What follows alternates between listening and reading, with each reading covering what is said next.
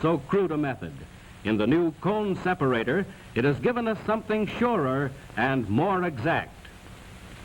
It takes advantage of the scientific principle of sand flotation.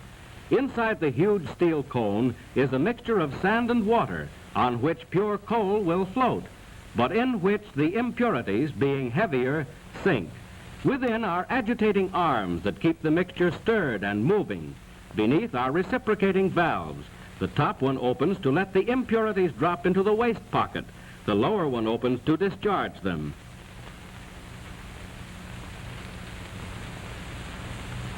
Meantime, a constant flow of coal is passing into the cone, and as the mixture of sand and water is agitated, the pure coal floats away thoroughly cleaned.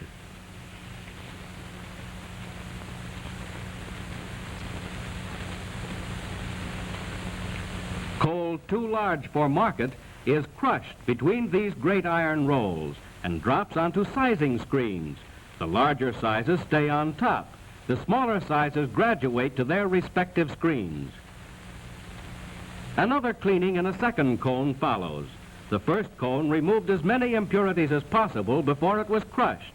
This second cone takes out any impurities the crushing may have brought to light.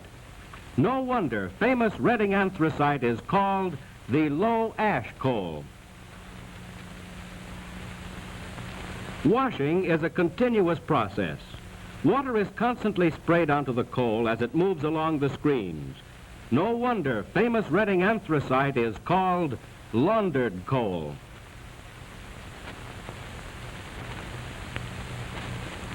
Down through the breaker, the clean-sized hard coal slides gently to the waiting cars below, ready, you would suppose, for shipment. Not so. The sales department isn't satisfied even yet.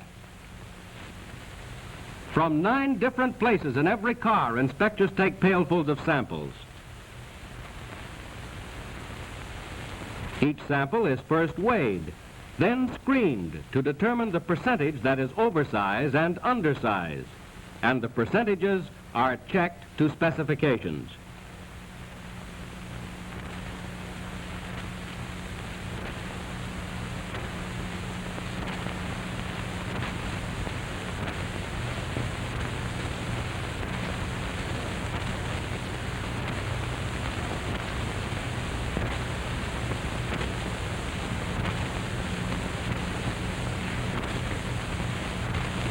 Impurities that may have failed of detection in preceding tests are now subjected to the zinc chloride process, in which, as in the test by sand and water cones, the pure coal floats, other material sinks.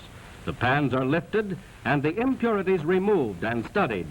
They may be slate and bone mixed. The bone would burn, though poorly. The slate, of course, would not.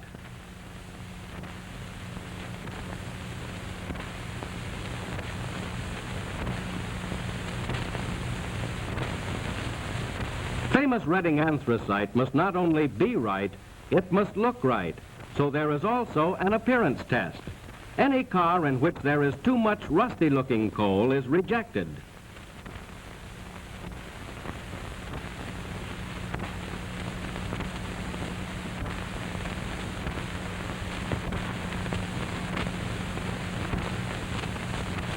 Engineers in power plants need to know the ash content of the coal they use. Special records are kept for their guidance. Inspectors take samples from cars of small-sized coal and dry and screen them for size. A portion is weighed, quartered, and one of the quarters is pulverized. A gram of this powdered coal is weighed out and burned to ash in an electric furnace. Then the ash is weighed and a record of it filed. Any car in which impurities are noted is turned over bodily and its contents dumped and sent through the breaker once again.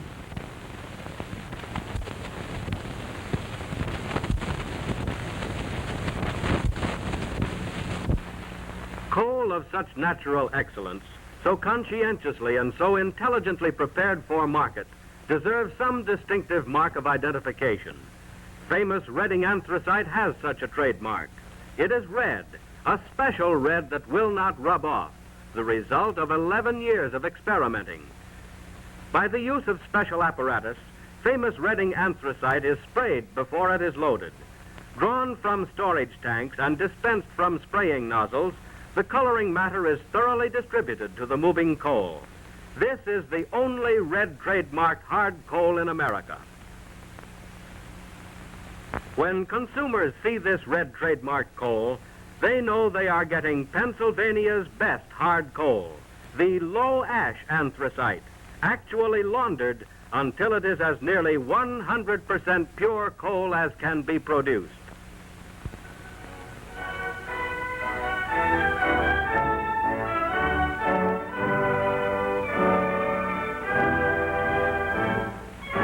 When it's red, it's Reading.